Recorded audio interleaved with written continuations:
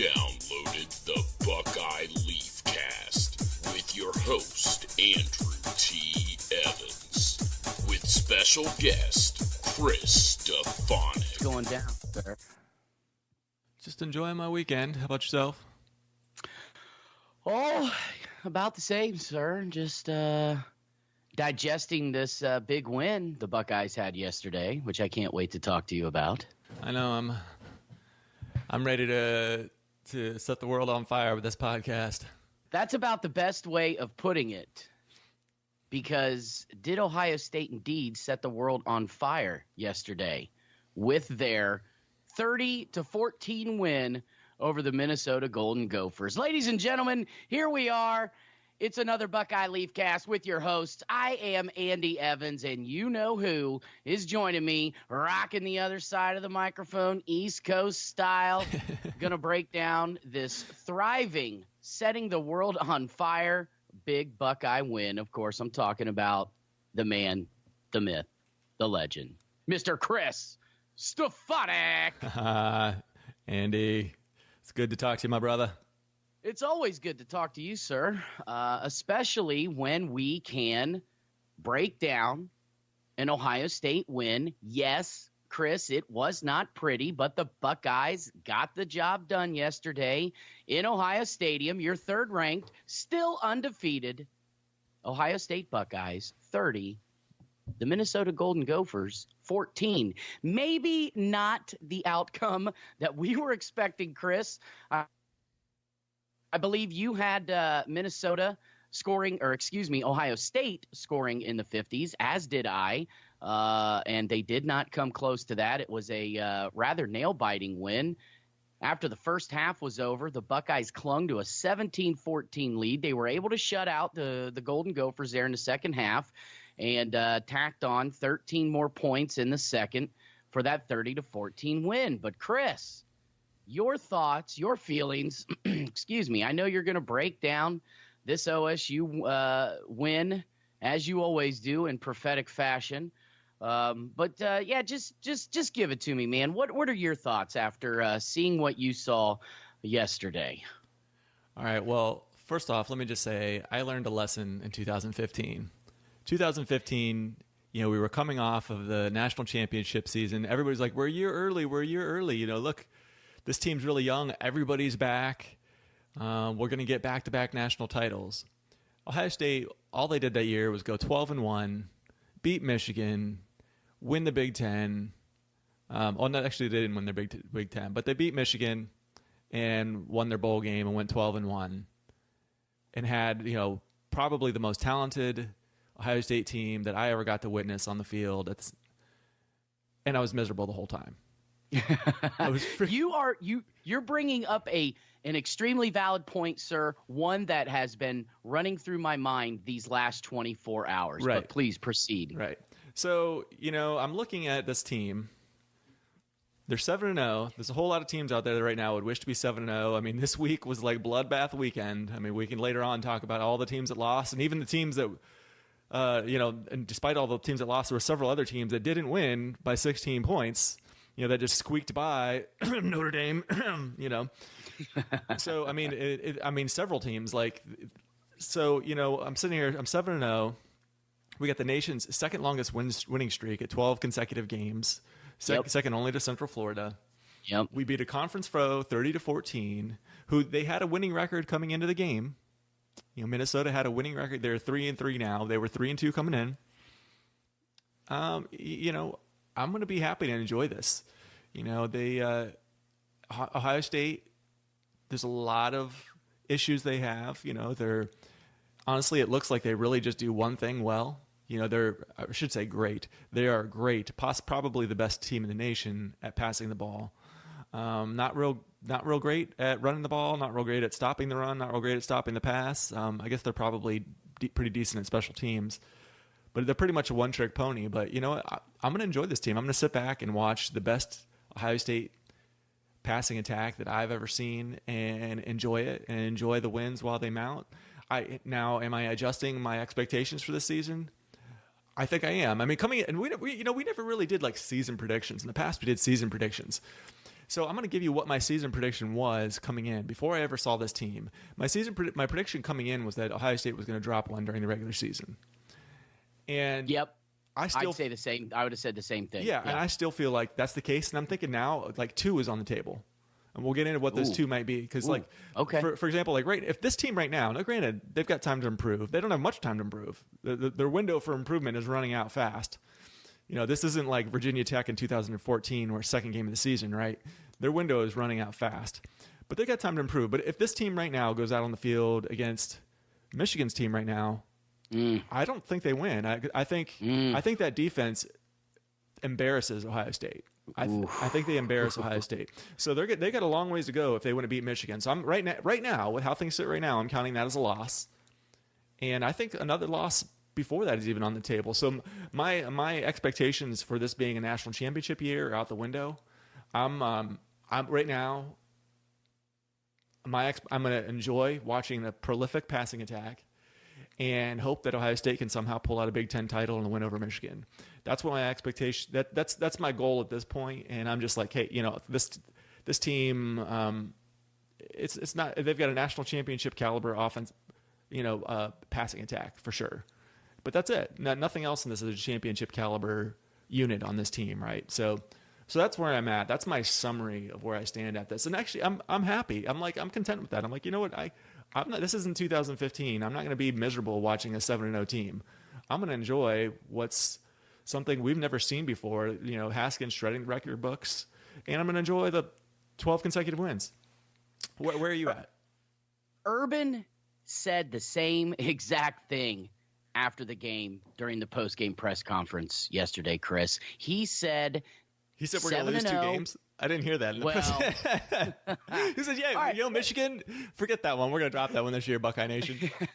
All right, let me. I somehow missed that. I thought that would have been front page news if you'd have said that. Okay, let me amend that previous statement. He made. Okay, let me see. Boy, you've completely thrown me off and flustered me now, dude. He did not say that he thought they would lose 2 games this year, including to that team up north, the Smelly Rodents. But he did say, however, 7-0, not many teams in the country can say that, and he's going to enjoy this win. And he learned a long, long time ago to just kind of, I'm paraphrasing here, be in the moment, enjoy what's right in front of you, and he's going to, and the team, they're going to enjoy this win. And honestly, after what just happened in Week 7, I think Ohio State fans and Buckeye Nation should be enjoying this win because there were a lot of upsets and a lot of close calls yesterday. So Ohio State was definitely not alone. And there were a lot of other teams out there that were in the same boat, if not worse, than what Ohio State went through yesterday. And we'll get into that here in a couple of minutes. Hey, but let's not make any boat metaphors, man. I'm so sick of that. Well, ski you ma, row the boat.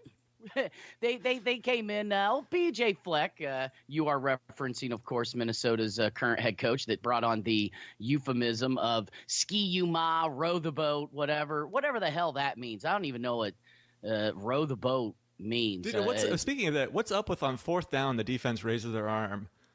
They're like, smell. I stink. I have BO right now. It's 4th down. I don't know what that is. What is that? They're right. Maybe they're either trying to get the defense to pass out from their smelly, sweat-ridden armpits, or I always thought they were just trying to pump the crowd up. Hey, let's get fired up. Let's bring it on. Or is that not even what you're in reference to? Because I'm not exactly sure I know what you're talking about. Yeah, no, on 4th down, they raise one arm up in the air. It doesn't look to me like they're pumping the crowd up. I'm quite. They all do it. So at least everybody on the field. I don't remember if the sideline was doing it, but I'm quite sure it's something that it's their thing to do. But I don't know what it means. And is this Minnesota or Ohio State that was doing Minnesota? That? I'll be honest with you. This was the old, the Minnesota Golden Oars.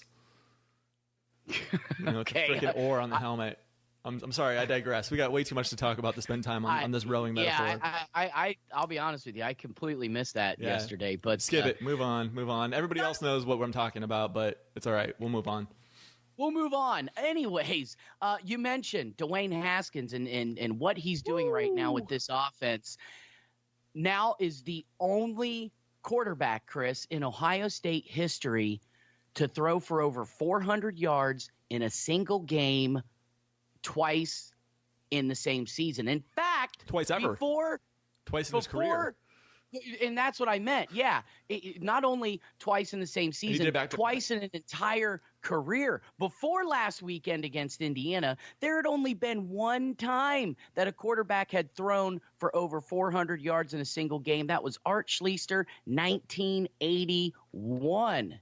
And then last Saturday, Dwayne almost broke that 458-yard record with 455. Follows it up this past weekend with 412 yards. Now the only quarterback to ever have two 400-yard passing games in a career. Unbelievable. But having said that, this kind of brings me to an argument that I've kind of been going back and forth with a specific buddy of mine on Facebook, and I want to pose this question to you.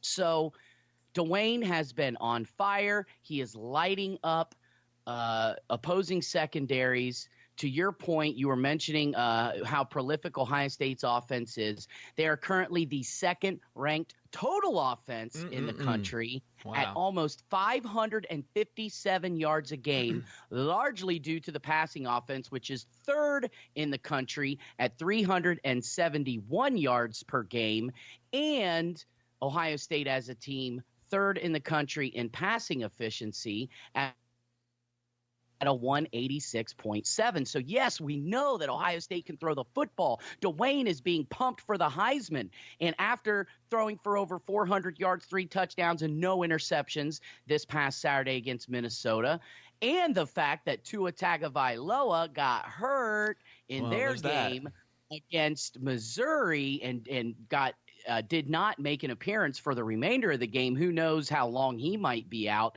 This might be Dwayne's Heisman to lose. However, Chris, the offensive rushing attack has been stagnant at best. So, seeing all of these gaudy passing numbers that Dwayne is putting up, is this making you kind of sad that the rushing attack has been as paltry as it's been this year? Well, let me put it this way. The offense right now, even with a paltry running game, would be good enough to win a national title if you paired it with a number of the defenses we've had in the past. So if you just take Dwayne Haskins alone, let alone if you take Dwayne Haskins and this wide receiver core, pluck them out of the 2018 team and plug them into any number of teams in the last 20 years, you're looking at national championship teams. Whereas, like I said, my expectations are lower now. I don't see a national championship team. So it's kind of sad for me that we finally have this amazing talent at quarterback, like generational talent, best, in the history of Ohio State. And he's going to be a one and done. And he's on a team. He doesn't have the pieces around him. He's got an amazing wide receiver core, but that's it. So that kind of makes me sad. It wouldn't be like if you just pair him with another decent defense. I think this is a team that could get it done, even without the running game, because outside of Alabama, I don't see any other juggernauts out there. I mean, hence Ohio State being number 2 in the polls after Georgia lost. So, and here's the thing: what made Alabama this juggernaut was Tua. If Tua is out, that Jalen Hurts' offense was shown that it can be shut down. I mean, look at Georgia last year. Twice. And then look at the first half in the SEC championship game, and then in the first half of the national title game. So Jalen Hurts can be shut down. In Alabama's defense, it's good. Don't get me wrong, maybe even great, but it's not been as great as some of the previous Alabama defenses in past years. So, well, and it's a beatable Alabama team. I mean, would I pick like Ohio State to beat? If Ohio State gets their shit together, I should say, because right now I wouldn't pick them to beat Alabama anytime. But let's just saying I like the chances on any given Saturday against Alabama with Tua out much better than with them in, because with them in, it's just looks almost like an unattainable task. So that kind of makes me sad, is that like the opportunity is there with no juggernauts if Tua's out. Now maybe he'll be back, and this will all be just it's Bama's title, just hand it to him, But that's the part that makes me sad, is like you could pluck Haskins out of this team and put him on like feel like half the teams in the Tressel/Meyer era and have a national championship team, and he just happens his 1 year to be on a team that's not one of those teams that's going to be able to win a national title. That's what makes me sad. The argument that was posed to me is that if Ohio State stays with Dwayne Haskins, it's Haskins or bust. And that eventually this offense is going to bust because they are so one-dimensional in the passing game, and they don't have that running attack to kind of fall back on in the event that the passing game collapses and they run up against a great defense. Maybe a Michigan State, Michigan. Yeah. And do you believe that, let's say, there's a certain quarterback right now that's playing pretty damn well. Oh, I know where you're going down now. In Baton Rouge. And if that guy was here running the offense right now, that this would be a more balanced attack, and Ohio State would actually have a greater chance at, making it to the Big Ten championship game and possibly into the college football playoff. Now, I don't think like anybody in the world would take Joe Burrow over Haskins. I don't think if you put like hooked up the LSU faithful and educated them. I mean, yeah, if they don't know anything about Haskins and have only seen highlights or something, whatever. But if they were actually educated and not ignorant on the topic, you hook them up. You get Coach O, and you hook him up to a lie detector and say who you're going with. Are you going with Haskins or Burrow? They're all going. Burrow's winning that, or I'm sorry, Haskins is winning that job. No, the offense is better with Haskins.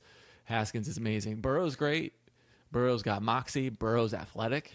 Burrow probably would give us a better running game. You're right, he probably would.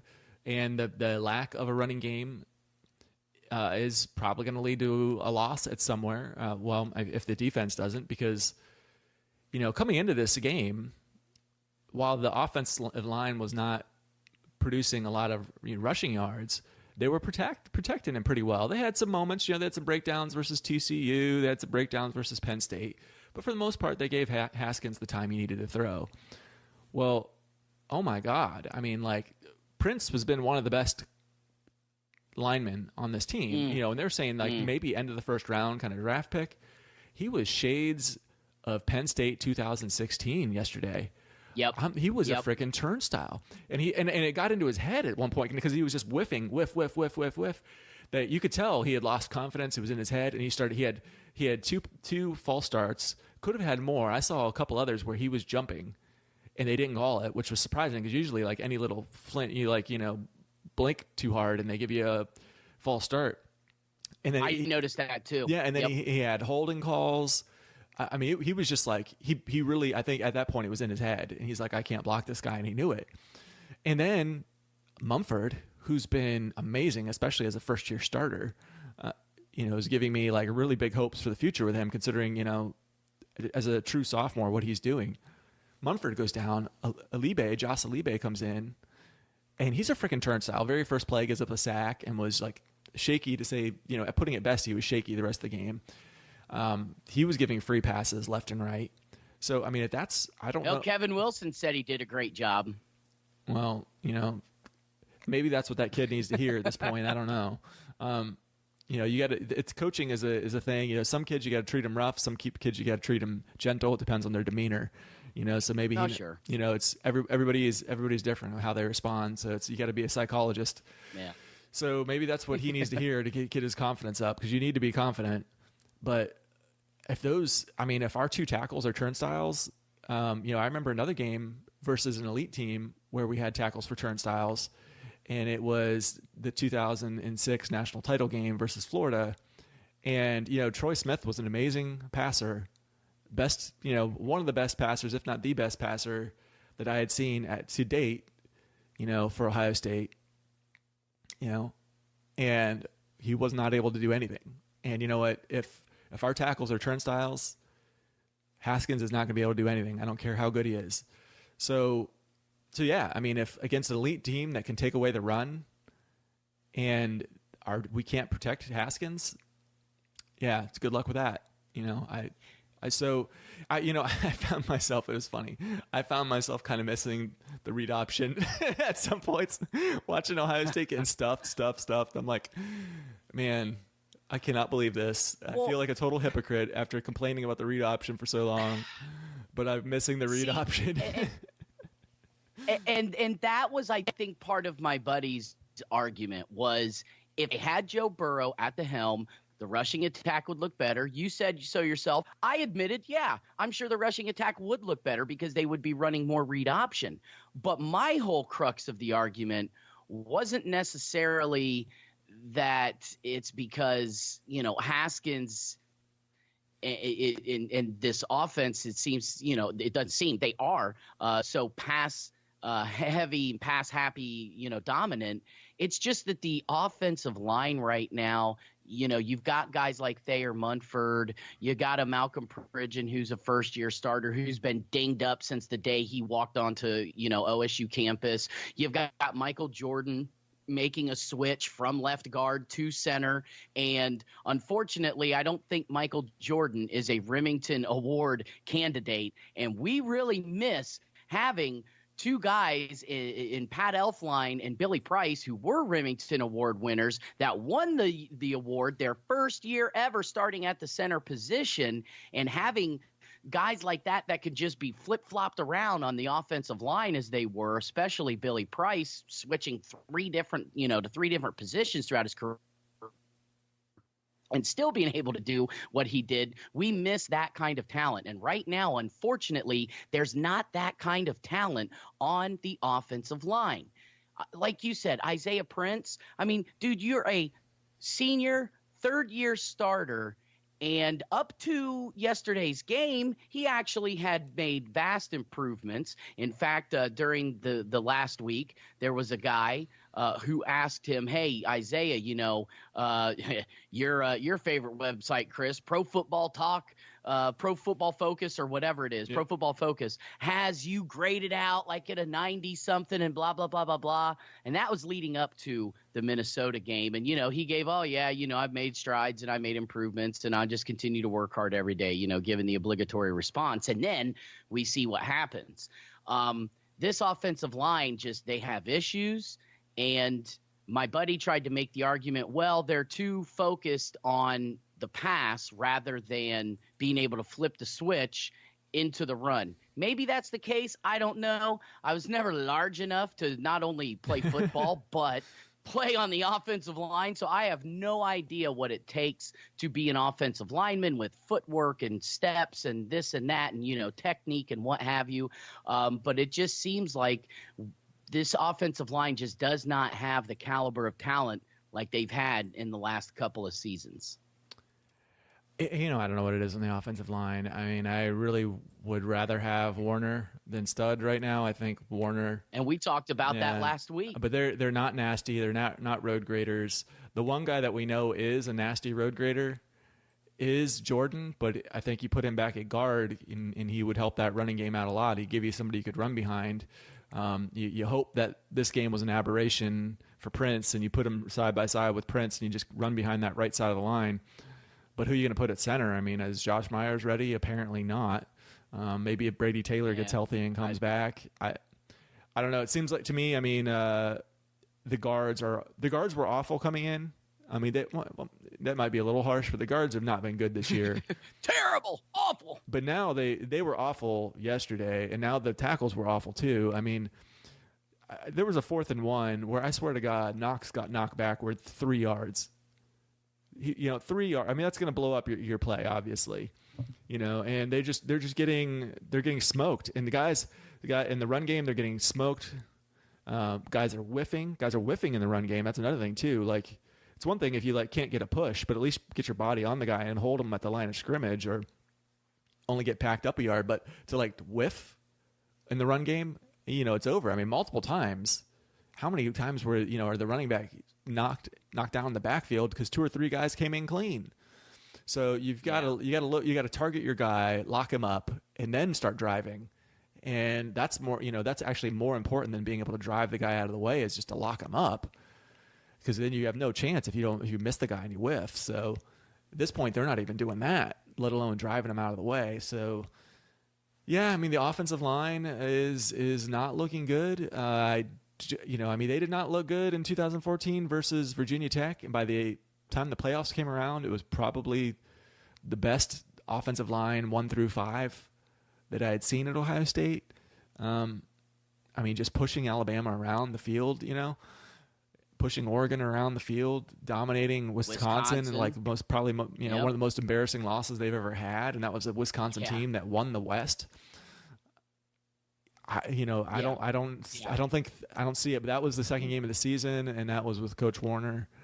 I don't know what the problem is. Maybe it's injuries. Maybe because Brandon Bowen was much better than Knox last year before he went down, and he's still just not recovered. Yeah.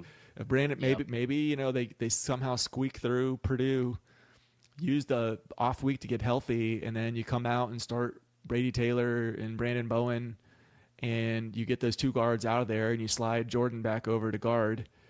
And at that point, assuming health, Taylor and Bowen are healthy, it's hard to imagine that it would be any worse than what it is now. And hopefully you get back Mumford. But yeah, I don't know. I mean, at some point, I don't know how much coaching can do at this point, right? There's coaching will take you so far, and then sometimes you have to start looking at personnel issues. Maybe the guys that are backing them up, I got to believe the guys that are backing them up are not as good, or they'd be out there. Well, the Buckeyes, 92 yards on the ground yesterday. 3rd time this season and 2nd game in a row, Chris. They failed to rush as a team for over 100 yards and put the ball into the end zone. The first time they did it this year was against Rutgers, believe it or not, when they ran for a season low 69 yards. Of course, we remember that game as kind of pretty much Oregon State was a coming out, but Rutgers was even more of a coming out party for Dwayne Haskins. They were throwing it all over the place, but it's disheartening that the Buckeyes have, not been able to get the run game going. But Urban, I think, has finally conceded that this is a passing team, period. And we know that Urban loves to run the football. He said after the game, someone asked him a question like, essentially, what do you think? And he just said, yeah, it's discouraging a little bit, but you know what? It is what it is. And, he said, I've been around the game of football for a while. I know the game of football. Sometimes you just have to line up and do what you do. And I think at this point, he's honestly just saying, hey, we can't run the football. We're going to throw. That's all there is to it. Now, he obviously said, yeah, are there concerns? Certainly. They need to fix some issues. And especially when they go up against that team up north, who is not only one of the best rushing defenses in the country, in the Big Ten, but one of the best rushing defenses in the country. As far as passing is concerned, though, they are the top-ranked passing defense in the Big Ten. And let me see here. As far as pass defense, God, why can't I find it right now? Well, yeah, they're fifth in the country against the pass. So they definitely need to figure some things out. That's obviously a few games down the road, but as it stands right now, the Buckeyes certainly have their issues running the football. It is disheartening, but at what point do we not just kind of sit back, Chris, and go, hey, a win is a win. Let's enjoy this win. To your point, 2015. Do we not remember what happened after those last 3 games of the season when they won the national championship in 2014? Everybody thought they were just going to come out and roll everybody over in 2015. Man, the road to defending their national championship and winning another one was going to be so easy. They were just going to stomp everybody. And if you remember correctly, Chris, there were some games where the offense they looked paltry. They looked bad. I mean, a 20-13 win at home over Northern Illinois, a 38-12 win at home over Western Michigan, a PJ Fleck, ski you ma, row the boat led Western Michigan team. At Indiana that year, 34-27. There were some really close calls at home later on in the season in November against Minnesota, 28-14. So there were some games there in 2015. I think we tend to forget that we thought they were going to just come out and light the world on fire because of what they had done the previous 3 games to end 2014. And, there were some games that were good and there were some games that were bad. I think, and especially after what happened this past weekend, Chris, with so many teams either getting upset or having close calls, like I was just saying earlier in the podcast, Ohio State, let's just be thankful that they won the football game. They're still undefeated. And as of right now, Chris, we're doing this podcast. The AP and Amway coaches polls are out. Buckeyes are number 2 in the country. So they are now the second-ranked team in college football. I mean, they can only go one spot up, and they're probably not going to be taking over that spot anytime soon, even with a Tua Tagovailoa-less team that the Crimson Tide may have after his injury. But what about the defense? Okay. Yeah, they only allowed Minnesota to score 14 points, but it was kind of a bad Minnesota offense as it was. A lot of true freshmen and redshirt freshmen, including their walk-on true freshman quarterback. But I think we're seeing the repercussions right now of a banged-up defensive line. The Buckeyes allowed Minnesota to run for 178 yards. That was the second highest total on the ground for the Golden Gophers this season. It came at the hands of Ohio State's defense. And, this was a defense, Chris. They had like 5 starters out. They are banged up right now. Right. And I think if anything, Ohio State fans and Buckeye Nation need to worry about their defense more than their offense. Because I think we're all pretty confident in Haskins' ability to throw, Zone 6's ability to go out there and catch. Yeah, the run game needs some help, but otherwise, I'm still confident that this offense can go out and perform well week in and week out and get the job done.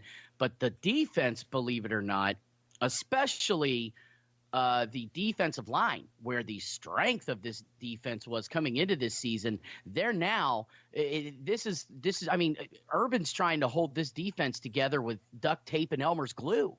I mean, they're banged up right now, and that's where my concern lies. I don't know about you. Right. I mean, the Gophers, they entered play as the 111th offense in the country in total offense and 95th in rushing offense. And yet they spent like the entire first half pushing around Ohio State's defense. I mean, I remember one time there was like a 3rd and short or a 4th and short where, you know what it reminded me of? You're playing chess and you think you're doing really well. And all of a sudden out of nowhere, your opponent makes a move you just did not see coming. And they're like, checkmate. And all of a sudden you just take the back of your hand, sweep it across the table, and the pieces go flying, right? I felt like I was never very good at chess, but I am imagining this. That would be fun. Right, to watch. So you're very familiar with that move, right? This is whipping the pieces of board. It was like that move, yeah. Yeah, it was like Minnesota just like took a hand and swept Ohio State's defense to the side. They got pushed so far off the line and so far to the side, like downfield and to the side, creating this huge hole. I was like. And it wasn't just one player getting owned. It was like the entire defensive line got pushed. It's like, what in the hell is going on here? And like you said, how much of a difference does Nick Bosa make? I mean, not just Nick Bosa, but I mean, they're like, Nick Bosa's an eraser. He makes like 2 or 3 game-changing plays every game. Like how many fumbles did he have, or like sack fumbles and fumble recoveries for touchdowns and, all these kind of things. And just like you have to game plan around him. You're like constantly nervous about him. But like you said, it's not just him out. I mean, you got Malik Harrison out. Arnett, I thought, was out. I heard somebody saying he was out. Yeah, Arnett was out. Cooper was out. BB Landers is really good, but he's playing banged up. Draymond Jones is playing banged up. Exactly. Now, Jonathan Cooper is the guy taking over for Nick Bosa. And he's out. And he was out. So now you've got to rely on some true freshmen to come in, or Jayshon Cornell, who are second, third string guys. I mean, they're on the depth chart, but these are dudes, the Tyreek Smiths, the Tyler Fridays, good players. I think they're going to be great.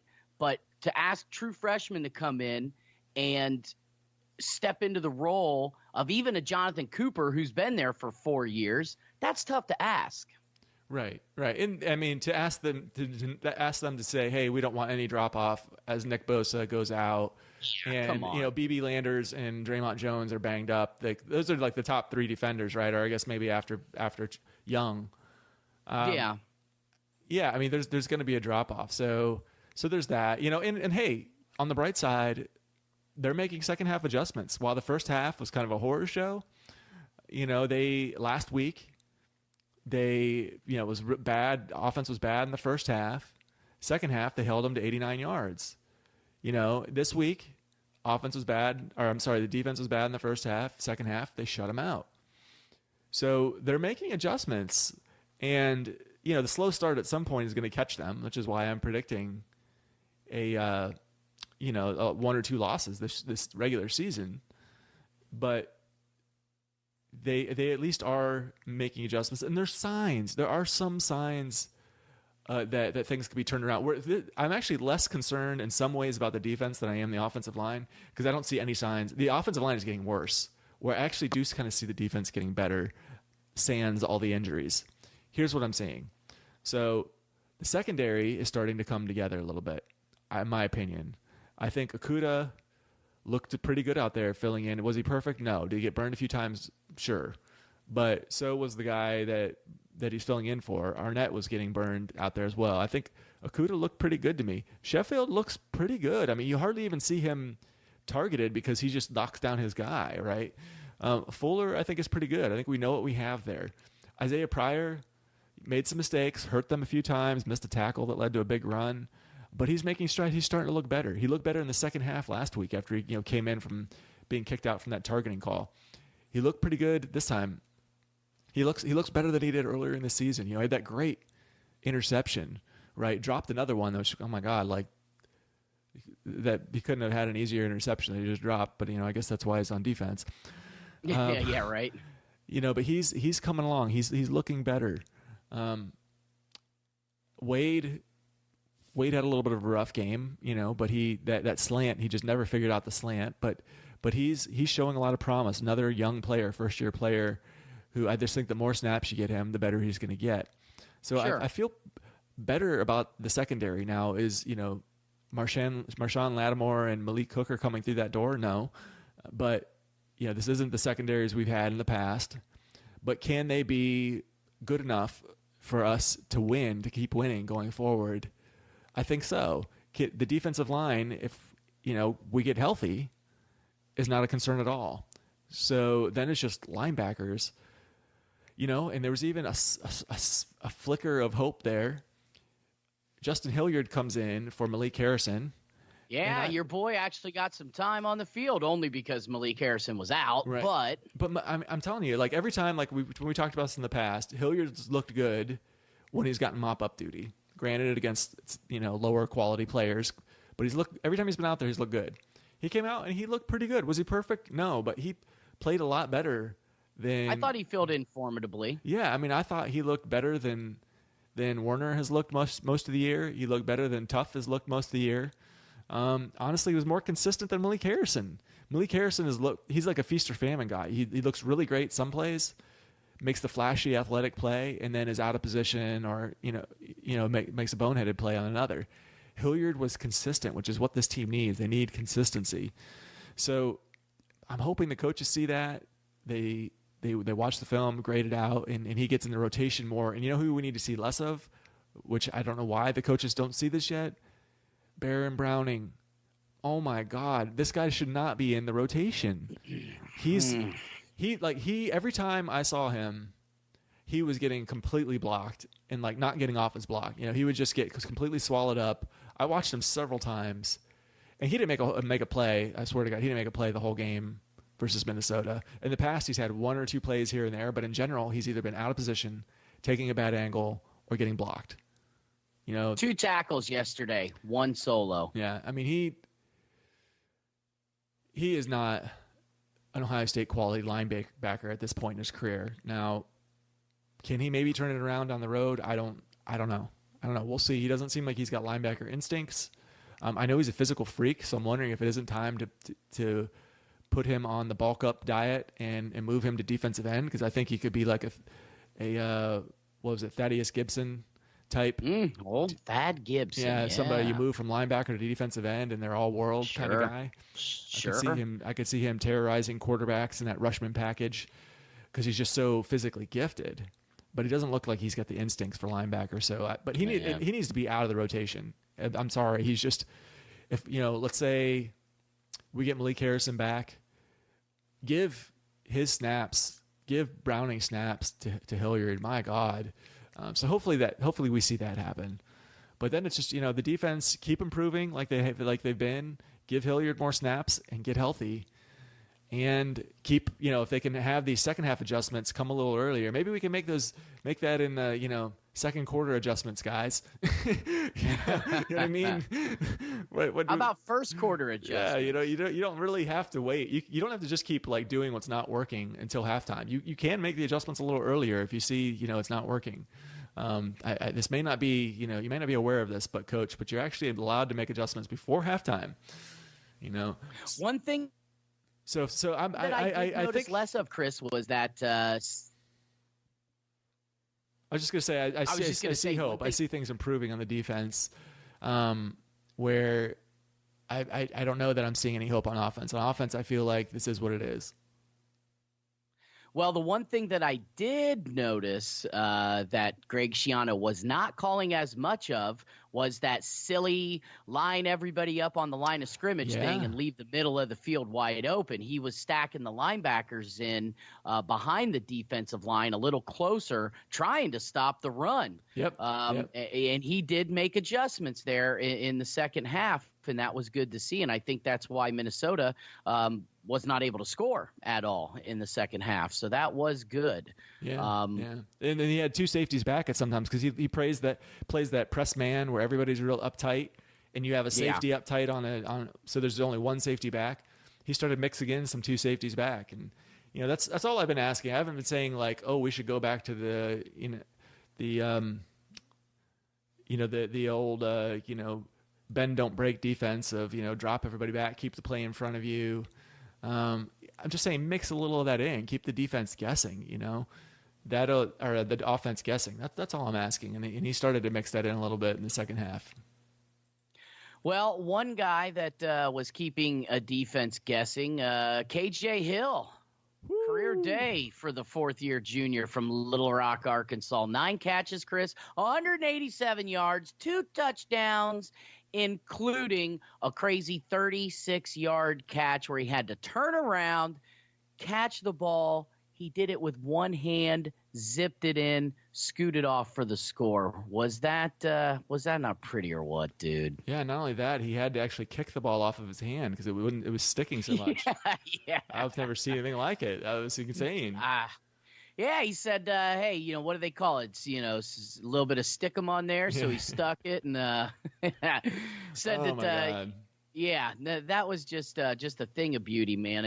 Paris Campbell 8 catches, 56 yards. McLaurin 3 catches, 55 yards and a touchdown. Austin Mack a couple of grabs for 28 yards. Was kind of it's amazing because Ohio State this season in Zone 6, it's like you never know who's going to be the breakout star of the game. One game, Paris has been pretty much kind of like the normal go-to guy. Right. But then one game, Johnny Dixon's got 5 catches for 90-some yards and 2 touchdowns. And then the next game, it's Terry who's got, 4 or 5 catches for 80-some yards and a touchdown or 2.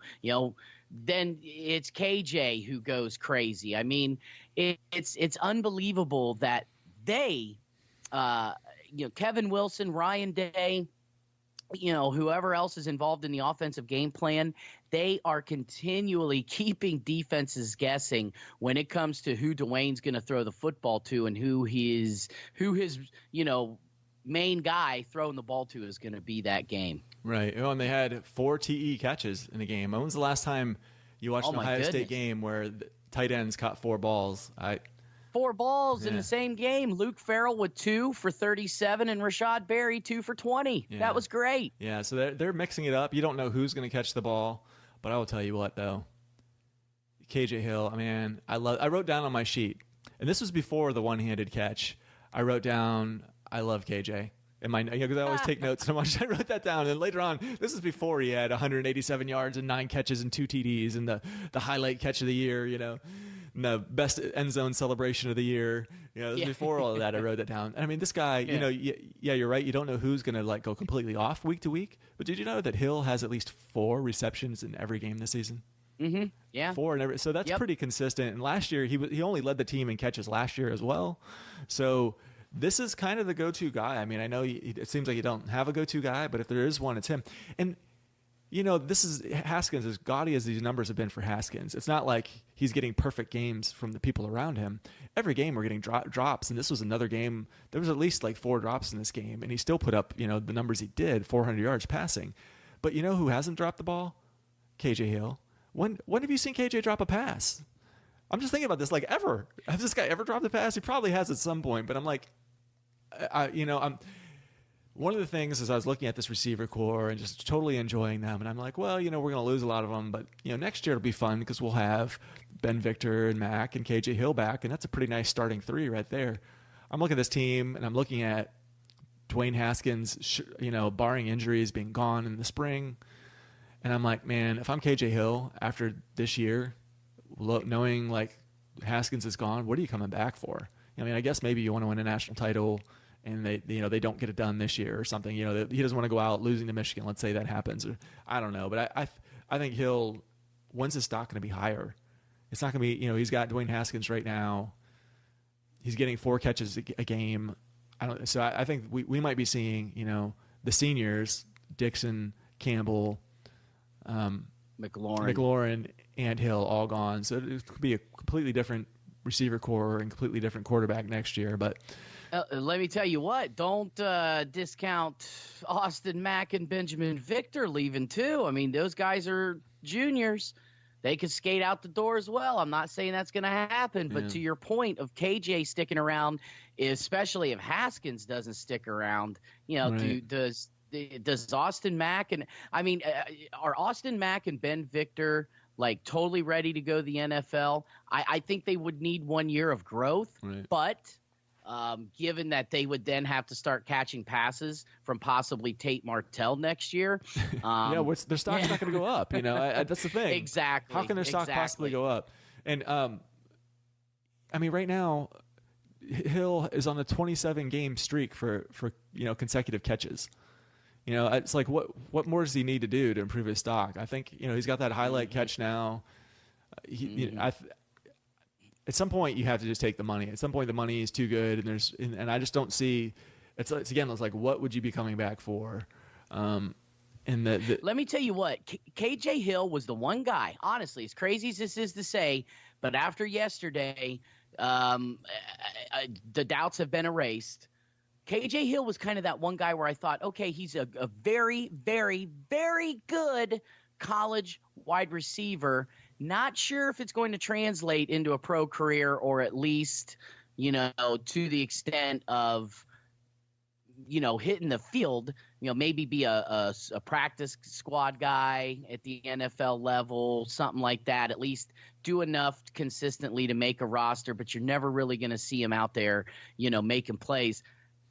After yesterday, that was an unbelievable performance by him, and now I'm a believer. And to your point, if he doesn't, I don't see him sticking around after. Yesterday was like his coming out party. Like, hey, NFL, I'm ready for the next level. That was it yesterday. Right. Yep. Yeah, I think you're right. I think you're right. So, Chris,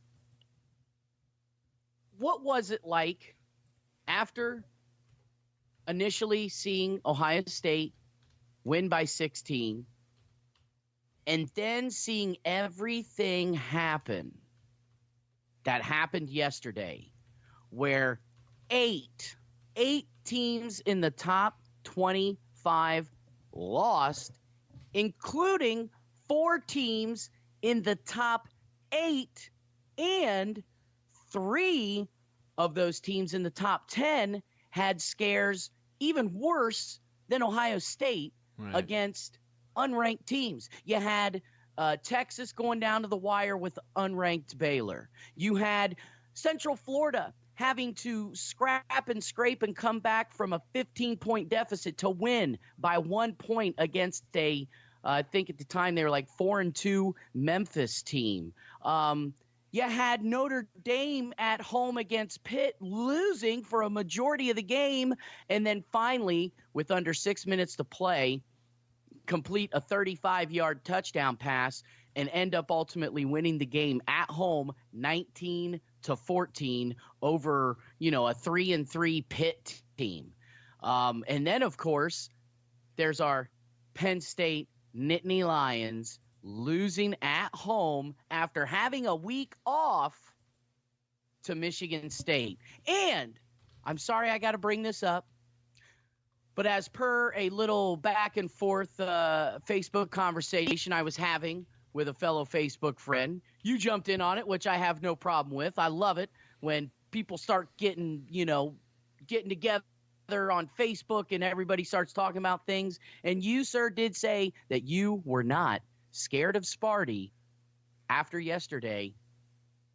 What do you think now, the Spartans and the Buckeyes, game up there in East Lansing? I told you, I said, dude, don't overlook the Spartans, baby. I know they're looking rough right now, but the Spartans are not a team to overlook. And I don't know if that's what Penn State did, but the Spartans pulled off a hell of an upset there in Happy Valley yesterday. Yeah, if there's ever a team to not overlook, it's Sparty. And it's like they we should know better, because every year they do this. Every year they like squeak by mediocre teams or even like lose to somebody they shouldn't.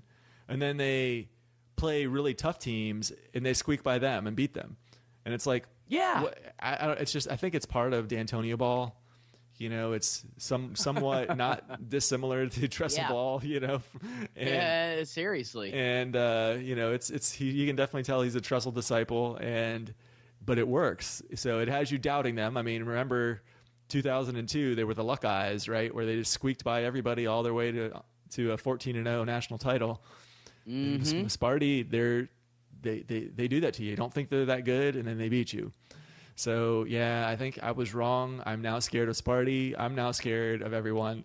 And after Minnesota is really not that good. I mean, yeah, they had a winning record coming in. They're a Big Ten team. They got a good coach. And I'm happy to win. But at this point, I all bets are off. I think Ohio State can definitely lose some games. So I'm hoping I'm wrong about that. I'm hoping, they're an elite coach. They got elite assistants. They see what we are seeing. I mean, surely, I hope there's still time. I'm starting to question if there's enough time. I guess that's the thing, Andy. I'm starting to question if there's enough time. And the other thing I'm starting to question is, it seems like 5 games left. 5 games left. Myers has always needed a loss, it seems like, to get his team motivated. To get motivated. Right. Mm-hmm. And you always hoped it was early in the year. That was the great thing about 14. It was that second game of the season versus Virginia Tech. There's other games where, like, versus Sparty, 2015. Late in the year. It's too late in the year to do anything. At that point, they were too late to still make the playoffs. And then they came out pissed off and played well the rest of the year. It's almost like he needs that. And we're getting to the point now where, yeah, maybe we get one. But at that point, it's like too little too late, that they're not going to be able to go. They're going to be playing like a team that had the shot to knock off an Alabama that doesn't have Tua, but they're not going to even get their shot because they lost to Michigan, and that was their first loss. And then they're pissed off in the bowl game, but it's too late. You know what I mean? So I'm, we'll see. I'm just going to sit back and enjoy it. Win or lose, I'm going to enjoy Ohio State football. I'm going to enjoy Haskins. I'm going to enjoy these receivers and enjoy Chase Young and just see what happens. I'll let myself be surprised one way or another because Lord knows there's always something surprising to happen. Well, what about this weekend in West Lafayette to take on the upstart Purdue Boilermakers? Are you nervous about this one? Oh, good. Chris, since 2000, playing in West Lafayette has not exactly been fortuitous for the Buckeyes. Since 2000, they're 3-4 over there in West Lafayette. Now, the last time they played over there, it's been 5 years, Chris. Can you? I mean, it seems like it's been forever since they played Purdue, and actually, that's the last time they played them. Period. Right. Was November 2nd, 2013. An Urban Meyer coach squad, his second year at Ohio State. He did decimate Purdue in West Lafayette, 56-0. But if you remember his first year. In the shoe in 2012, the Boilermakers came over here and went into overtime. Our boy, Smooth Jazz, Kenny G, had to come in and win the game, had to bring him back from the depths to pull out that win. But yeah, 2011, 2009, 2004, 2000, 3-4 over there in West Lafayette. Are you nervous? Are you nervous? Could you see this being a trap game? Is this kind of the Iowa-esque trap game where they're taking on a team that's tough to play in their own stadium, as well as playing Ohio State tough generally for the last few times they played over there? And is this a trap game for the Buckeyes? I think so, yeah. I think you're right. I mean, this has Iowa written all over it. It's a night game on the road in a place where Ohio State likes to lose. They, like you said, the 4-3, Purdue's 4-3 versus Ohio State in Ross-Ade Stadium since the turn of the century. And did you know, outside of the Horseshoe, the stadium where Ohio State has the most losses in the 21st century, I mean, Ross-Ade. And it's not Penn. Yep. It's not the big Happy house. Valley, it's not Happy Valley. House, they don't play. They haven't played this team in 5 years, and yet it's Ross-Ade Stadium. They play Penn State every year, and it's not that. So that's how rough of a place this is to go to, and you can just see this team is kind of lackluster. Offensive line, running game. A lot of that is desire. A lot of it's nastiness. They don't have it. They haven't had that loss yet to get them nasty. Meanwhile, this offense that Purdue has can score some points. They're going to see, they can throw a slant route too, and they can do a whole lot better with a slant route than Minnesota can. Yeah. And if Ohio State can't stop Minnesota throwing a slant route, what are they going to do against Purdue, who's actually a really good offense, not a putrid one like Minnesota, and have like a dynamic wide receiver? I mean, their wide receiver is going to go crazy on Ohio State, I think. So I don't see, and here's another thing too, is like, it seems like typically every year, every team has this. Every team has one game where they come out and have like a 5 turnover type of game, right? And you just hope that when it happens, it's when you're playing like the cupcake section of your schedule and you're able to get through it, or the team you play also has 4 or 5, And Ohio State hasn't had any of those. They've been pretty good on turnovers this year. And that was another thing that's kind of disappointing about the Minnesota game, is not only was it pretty lackluster their win, but Minnesota had 3 turnovers. They didn't turn the ball over. Yeah. Yeah. So it's like, oh my God, if Minnesota doesn't turn the ball over 3 times and doesn't miss 2 field goals, what are we talking? Well, yeah. I mean, I think if Purdue comes out, wins the turnover margin, maybe wins it by 2 or 3, you're looking at a loss for Ohio State. I think this is Iowa in the sense that it's a game they're going to be looking ahead to the bye week, and you're going to have a team that's their Super Bowl we were Iowa's Super Bowl last year. We're always every team's Super Bowl. Right. We're gonna be Purdue's Super Bowl. They're gonna come out. They're gonna want it more than Ohio State wants it. And Ohio State's gonna be looking. They're gonna be waiting. They're gonna be beat up. They're waiting to get to that bye week. And I'm predicting, now granted, if Ohio State wins the turnover margin by like 3-0, like they did versus Minnesota, Ohio State's gonna win. But I'm gonna say, I called. We've got 1 or 2 losses this regular season. I'm calling this as one of them. Whoa! Ohio State loses on the road. Whoa! And they lose 36-35. Fourth quarter late. Purdue scores the touchdown. Instead of going for 1 to tie, they go for 2. And the fans rush the field. I'm calling it. Oh my goodness! Told you it was going to set the world on fire with this podcast. Oh my goodness! We have just set the world on fire, folks. You heard it here first. The intergalactic Buckeye fan himself, Mr. Chris Stefanik, has just picked your second-ranked, undefeated Ohio State Buckeyes to lose on the road. First loss of the season in Ross-Ade Stadium to the 4-3 Purdue Boilermakers. Woo-hoo-hoo-hoo-hoo! All right. I like it, brother. I like it. Boy, I tell you what, man, as you were going through your breakdown there, I was looking at some stats, and indeed, Purdue can throw the football. In fact, this game, this upcoming Saturday, Chris, is going to feature the top 2 passing offenses in the Big Ten. Ohio State, number 1 at 371 yards per game. The Boilermakers sitting in second place right now in the conference at 330 yards per game. And let me tell you what, Purdue's quarterback, which his name escapes me right now, he is tough. He has only thrown 5 interceptions this year. 5 interceptions to 13 touchdowns. So this is a quarterback, and I'm going to look up his name here as I'm talking about him. How do you know how you pronounce it? Bloff? David Bloff? Oh, yeah. Something like that. Bluff. And you know what, actually? I apologize, Chris. We are giving the Boilermakers a little bit more credit than they deserve. They are indeed 3-3, not 4-3. Right. But of those 3 losses at the beginning of the year, 4 points to Northwestern, that insane last-second field goal that they lost to Eastern Michigan by at home, 20-19, and then they lost their 3rd straight home game to Missouri, 40-37. So of their 3 losses, I mean, they've only lost by a total of 8 points. Right. And then, of course, they beat Boston College, who was ranked 23rd at the time, gave Nebraska a convincing 42-28 loss, and then just went over to Champaign on Saturday and beat the ever-living snot out of Illinois 46-7. Now, take that with a grain of salt for what it's worth. Illinois, pretty much them and Nebraska right now are the worst teams, in the Big Ten. They both just happen to be out in the West. But nonetheless, this is a Jeff Bleoch.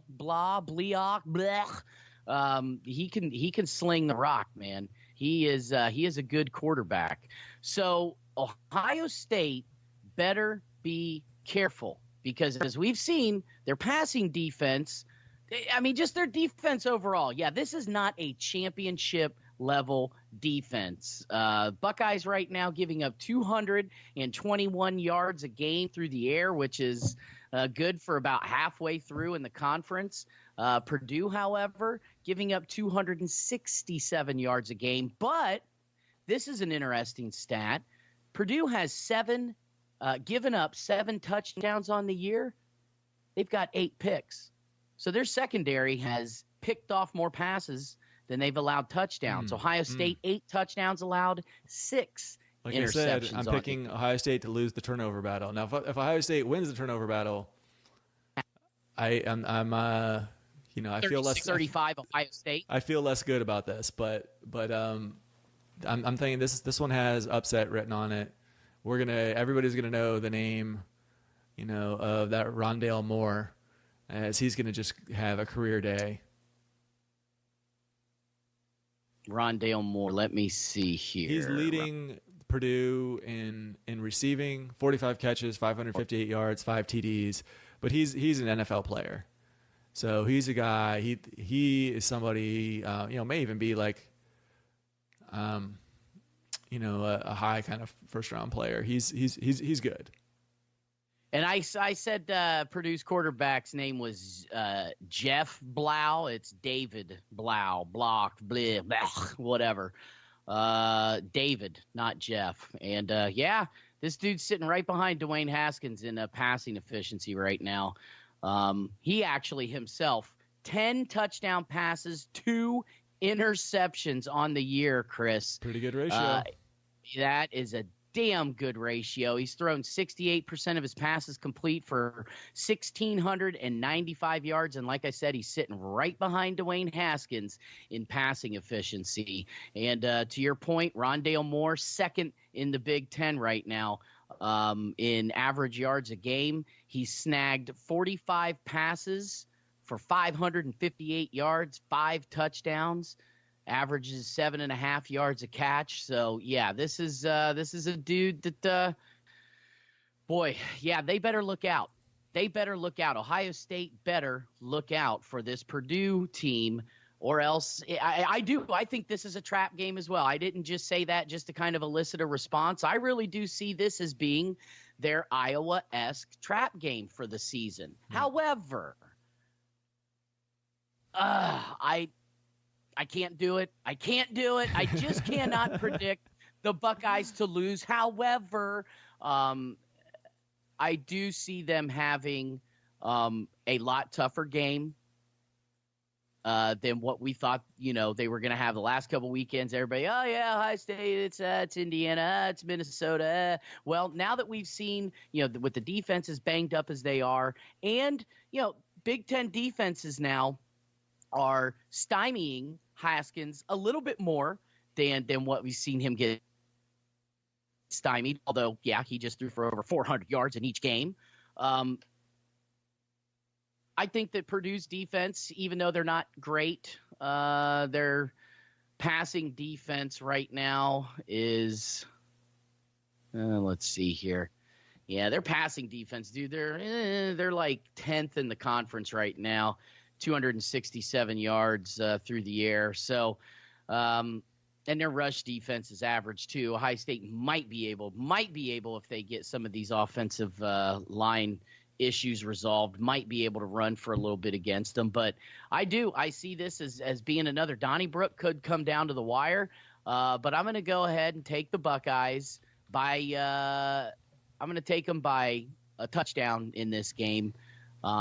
What did you give a final score? Yeah, you said 36-35 comes down to the wire, and Purdue gets some crazy last-minute score to win the game, and they rush the field. Yep. I'm gonna say Ohio State is leading throughout the game, but it's close, and Purdue is kind of just continually on the cusp there of either kind of taking the lead or at least tying the game.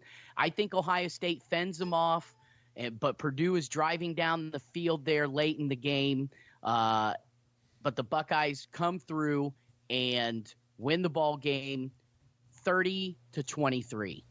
I'm seeing that score right now in my head. 30-23 Buckeyes.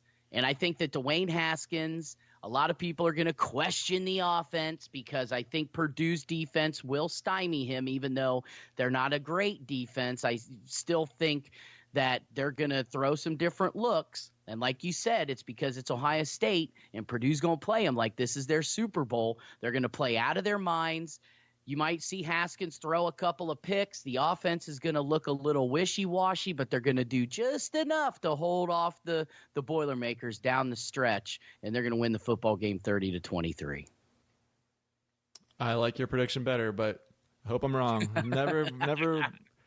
Never wish I was wrong more than this one, so we'll see. Well, I hope you're wrong too, sir.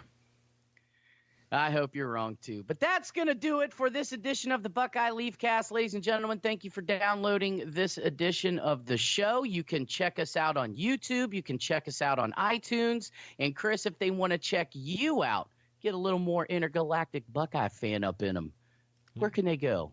Yeah, check me out. So I am on...